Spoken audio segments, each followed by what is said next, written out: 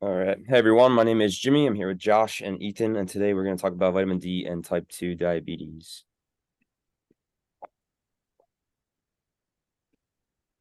All right, so our PO question was, in adults with type 2 diabetes, does taking a vitamin D supplement improve fasting blood glucose and HbA1c levels? So what is type 2 diabetes? Type 2 diabetes is one of the most diagnosed metabolic disorders in the world and is primarily caused by insufficient insulin secretion and insulin resistance. Healthy pancreatic beta cells are responsible for the production of insulin and are released into the bloodstream in response to high glucose concentrations. A person with type 2 diabetes usually has beta cell dysfunction, which can be associated with beta cell death. Characterized by elevated blood glucose levels that can lead to life-threatening complications such as cardiovascular disease and organ failure. Risk factors for type 2 diabetes include a variety of both modifiable and non-modifiable factors. Some non-modifiable factors include ethnicity and genetic predisposition. Modifiable risk factors include obesity, physical inactivity, and a poor diet. And lastly, changing lifestyle habits such as increasing exercise and following a healthy diet can significantly reduce the risk of type 2 diabetes. The pathogenesis of type 2 diabetes is that a key part of it is the destruction of beta cells. And the problem is that the malfunction of these insulin feedback loops result in dangerously high blood glucose levels when the body's in a constant state of dysfunction due to other factors such as obesity, hypertension, or hyperglycemia. These beta cells can be damaged, leading to inflammation and metabolic diseases. A part of that is also diet and physical inactivity. Living out in the West, the food diet trends are high in fat and carbs that result in elevated blood glucose levels, LDL levels, and triglycerides.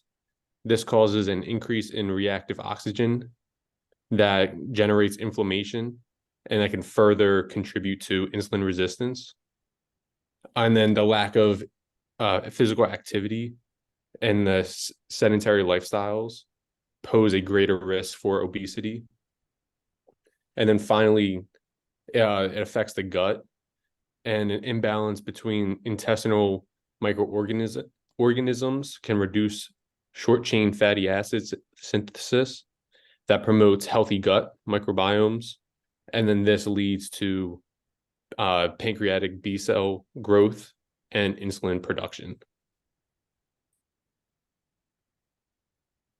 Okay, so the epidemiology of type 2 diabetes. We're going to go over the incidence and prevalence. Distribution is equal with incidence as it peaks around 55 years of age globally. Americans aged over 45 are most at risk. Equal risk is regardless of gender. Diabetes is increasing in both economically developed and less developed countries. It is the 9th leading cause of mortality with a prevalence rate of 6,059 per 100,000 cases, and that's projected to increase to 7,079 per 100,000 cases by 2030. As of 2017, the global population that had type 2 diabetes was 6.28%. In 2019, the United States population was 11.3%. Or that's 1 out of every 10 Americans, or 37 million. Current treatment strategies. The number one would be insulin. Insulin is a natural substance in the body that is given to those who have insulin resistance. It allows glucose or sugar to be taken into the cells to be used for energy, and it is either injected through an insulin pen or through an insulin pump. Metformin. That's a tablet that helps make insulin more efficient, and it reduces the liver's ability to release glucose into the body. And SGLT2 inhibitors, they're also tablets, but they reduce the ability of the kidneys and blood to absorb glucose. All right, so now we're going to go into our research articles. So to start, this research article was titled "Efficacy of Oral Vitamin D on Glycated Hemoglobin in Type 2 Diabetes Having Vitamin D Deficiency." So the purpose was to study the efficacy of oral vitamin D in improving glycemic control of patients with type 2 diabetes by reducing glycated hemoglobin levels. The methods, it was a randomized control study composed of 140 people with type 2 diabetes, aged 40 to 70 years old, and this was out of Pakistan. They were randomly divided into two groups by using the lottery method. Group A was instructed to consume 50,000 of IUs of vitamin D per week along with metformin, whereas Group B only received metformin. Blood samples of both groups were tested before and after 3 months of this intervention and assessed any change. The results, there was no significant statistical significance of HB1AC levels among groups at baseline. However, the following 3 months, the intervention changed and there was significance, an improvement in HbA1c levels. In conclusion, vitamin D supplementation along with the traditional diabetes medications in type 2 diabetes patients improved their glycemic status as evidenced by reduction in HbA1c levels. And then the second article I had, title Effects of Vitamin D on Insulin Resistance and Fasting Blood Glucose in Pregnant Women with Insufficient or Deficient Vitamin D. So the purpose of this was to determine the effect of vitamin D supplementation on fasting blood glucose levels, fasting blood insulin levels, and insulin resistance index in pregnant women. The methods, it was a triple-blind randomized controlled trial consisting of 88 pregnant women at either 8 or 10 weeks pregnancy who had the vitamin D of less than 30 nanograms per milliliter. They were randomly assigned to either a vitamin D group and a control group using block randomization. The intervention lasted 18 weeks, where the vitamin D group received 4,000 units of vitamin D tablets daily, and the control group received placebo tablets. After the intervention, there was no significance in either of the three: fasting blood glucose, fasting blood insulin, and the insulin resistance index. And based on these findings, daily intake of 4,000 units vitamin D in the first trimester of pregnancy in a woman with vitamin D levels less than 30 nanograms per milliliter for 18 weeks has no effect on improving fasting glucose and fasting insulin levels and insulin resistance. However, despite this, there was some effect on increasing vitamin D levels and improving musculoskeletal pain. The article that I found looked at the effects of long-term vitamin D supplementation on metabolic profile in middle-aged and elderly patients with type 2 diabetes. The purpose was to evaluate the effects of long-term vitamin D supplementation on this audience. So the study was broken up into 2 different groups. It consisted of 220 subjects aged 50 to 70 years of age who were diagnosed with type 2 diabetes.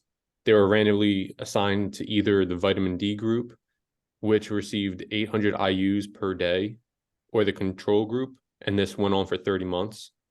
They measured their vitamin D levels and various metabolic measurements, which include fasting insulin, insulin resistance, LDL cholesterol, HDL cholesterol, C-reactive proteins, and uric acid. They were collected throughout the intervention at 6 months, 12 months, 18, and 30. The result showed that the intervention group showed a significant increase in their vitamin D levels when compared to the control group.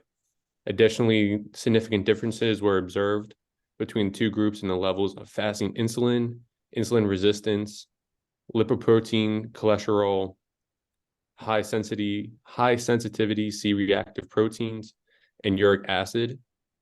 It was also notable that there was a difference in fasting blood glucose between the 2 groups, and those who reached serum levels increased their serum vitamin D levels over 30 nanograms per milliliter, seeing these benefits. So the conclusion was that long-term vitamin D supplementation significantly improved insulin resistance, lipid profiles, C-reactive proteins, uric acid and fasted blood glucose in middle-aged and elderly patients with type 2 diabetes. And then my other article I looked at vitamin D supplementation and if it reduces both oxidative DNA damage and insulin resistance in the elderly population that has metabolic disorders. So the purpose was the effect of vitamin D supplementation on DNA damage and metabolic parameters in vitamin D deficient individuals over the age of 45. The study consisted of 92 subjects that were over the age of 45 and with vitamin D levels lower than 30 nanograms per milliliter. They were randomized into two groups. The one group received 2,000 IUs of vitamin D per day, while the other group did not. This went on for 3 months. They measured their vitamin D levels, fasting plasma glucose levels, fasting insulin, HbA1c levels, cholesterol, how responsive they were, and their insulin resistance, HDL, and total and triglycerides. And also their ratio was measured at baseline and after the intervention.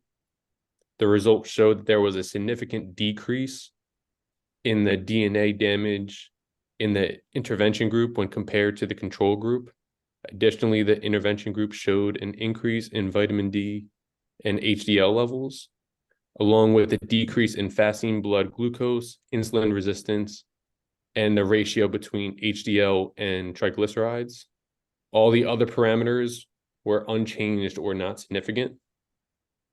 The researchers concluded that a daily intake of 2,000 IUs of vitamin D decreases DNA damage, especially in those suffering from type 2 diabetes. Vitamin D may reduce oxidative stress resulting from hyperglycemia. Vitamin D supplementation also increases the HDL levels and reduces their insulin resistance. And it also is noted that their HbA1c levels dropped 0.5% in those who were supplementing with vitamin D. My first research article was on the effects of vitamin D supplementation on insulin sensitivity and insulin secretion in subjects with type 2 diabetes and vitamin D deficiency, a randomized controlled trial. The purpose was to investigate efficacy of high dosage vitamin D supplementation on insulin sensitivity and insulin secretion with patients who have type 2 diabetes and vitamin D deficiency. Methods: 62 participants with type 2 diabetes and vitamin D deficiency participate for 6 months in a randomized double-blind placebo-controlled trial. The vitamin D group received a single dose of 400,000 IUs, and they also received a second dose of 200,000 IUs if their serum vitamin D level was below 100 nanomoles per liter after 4 weeks. The control group got a placebo of orange juice. Endogenous glucose production and first phase insulin secretion by the intravenous glucose tolerance tests were used for assessment to define primary endpoints. The results show no significant difference between vitamin D and placebo groups in insulin sensitivity in baseline, 6-month follow-up, and primary endpoints. Also, insulin secretion adjusted for insulin sensitivity, glycemic control, and endogenous glucose production did not differ between or within groups after treatment. There weren't any significant changes in first phase insulin secretion. Conclusion: large doses of vitamin D3 did not improve insulin sensitivity or insulin secretion, but issues with the study could have masked the results.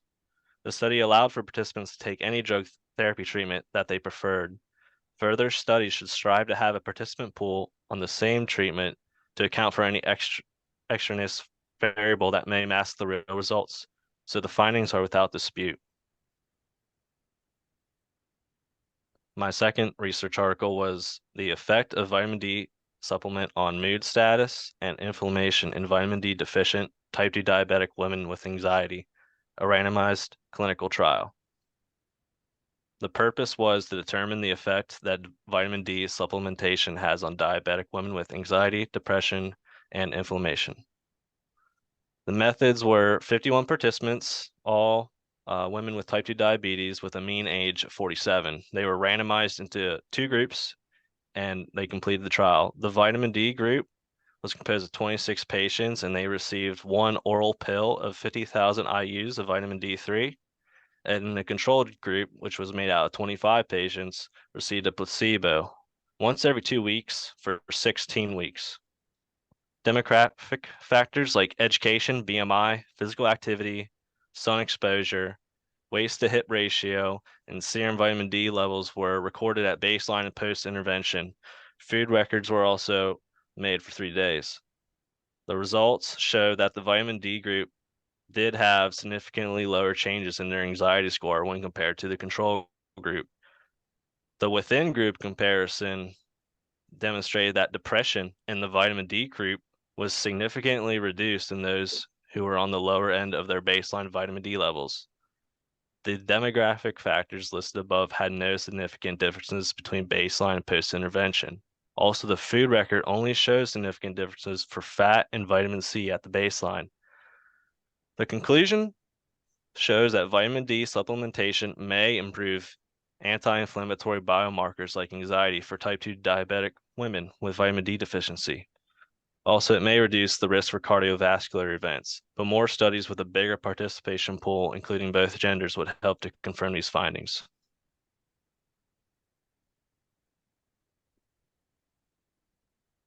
Through our conclusion that we came up with is through our extensive review of the literature, evidence shows a mixed review. While some studies indicate a positive effect of vitamin D supplementation on insulin resistance in type 2 diabetes patients, other studies found no benefit. So this difference could be due to study designs, population, the dosage, the audience is coming to, and the baseline vitamin D levels of each participant in these studies. Although vitamin D deficiency is common in individuals with type 2 diabetes, and correcting this deficiency is generally recommended for overall health.